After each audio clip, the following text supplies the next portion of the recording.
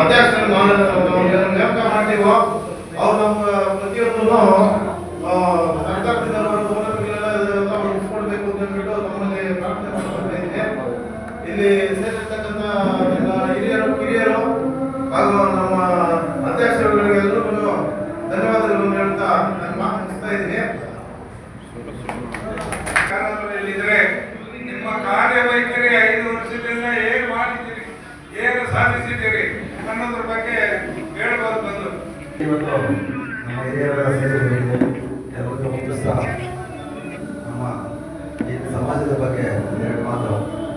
ಏನು ನಾವು ಸಮಾಜದ ಎಲ್ಲಿದ್ದೀವಿ, ನಾವು ಎಲ್ಲಿ ಹೋಗ್ತಾ ಇದ್ದೀವಿ ಅಂತ ನಾವು ಸ್ವಲ್ಪ ಇವ್ರ ಯೋಚನೆ ಮಾಡಬೇಕು. ನಾವೆಲ್ಲ ಕರ್ಕೊಂಡು ಹೋಗ್ತಾ ಇದ್ದೀವಿ ಇಲ್ಲಿಂದ ಎಲ್ಲ ಸ್ವಲ್ಪ ಜಾಗೃತಿ ತಗೊಂಡು ಹಿರಿಯರ ಕೇಳ್ತಾ ಇದ್ದೀವಿ. ಸ್ವಲ್ಪ ಸಂಘಟನೆಗೆ ಒತ್ಕೊಂಡು ಎಲ್ಲರೂ ಸ್ವಲ್ಪ ನಮ್ಮದೇ ಅಂತ ಒಂದು ಸಮಾಜ ಸಂಘಟನೆ ಒತ್ಕೊಡ್ಬೇಕು ಸ್ವಲ್ಪ ಹೇಳ್ತಾ ನಮ್ಮ ಹಿರಿಯರಲ್ಲಿ ಮನವಿ ಮಾಡ್ತಾ ಇದ್ದಾರೆ. ಇದೇ ಸ್ವಲ್ಪ ಜವಾಬ್ದಾರಿ ತಗೋಬೇಕು ನೀವು ಅಂತ ಹೇಳ್ತಾ ಒಂದು 2 ಮಾತು ಮುಗಿಸ್ತಾ ಇದ್ದೀವಿ.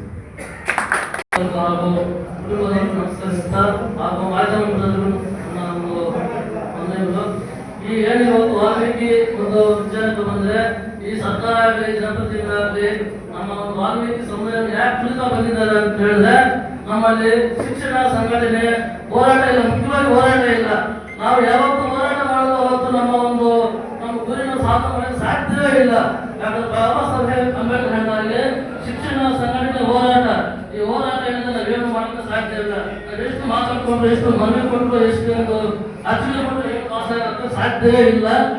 ಇದು ಹೋರಾಟದ ಮುಖಾಂತರ ನಮ್ಮ ಕನಸು ಏನಾದ್ರೆ ನಮ್ಮ ಮುಂದಿನ ಪೀಳಿಗೆಗೆ ಏನಾದ್ರು ನಾವು ಉಳಿಸಬೇಕು ಅಂತಂದ್ರೆ ಇವತ್ತು ನಾವು ಹೋರಾಟ ಮಾಡಿ ಅದನ್ನು ಉಳಿಸ್ಕೊಂಡು ಮಾತ್ರ ಸಾಧ್ಯ ಅಂತ ಹೇಳ್ತಾ ಇವತ್ತು ನಾನು 4 ಮಾತಾಡೋಕೆ ಅವಕಾಶ ಪಡಿಸಿದ ಎಲ್ಲ ವಾಲ್ಮೀಕಿ ಕುಟುಂಬದ ನಮಸ್ಕರಿಸ್ತಾ ನಾನು ಮಾತು ಮುಗಿಸ್ತಾ ಇದ್ದೀನಿ. ಜೈ ವಾಲ್ಮೀಕಿ.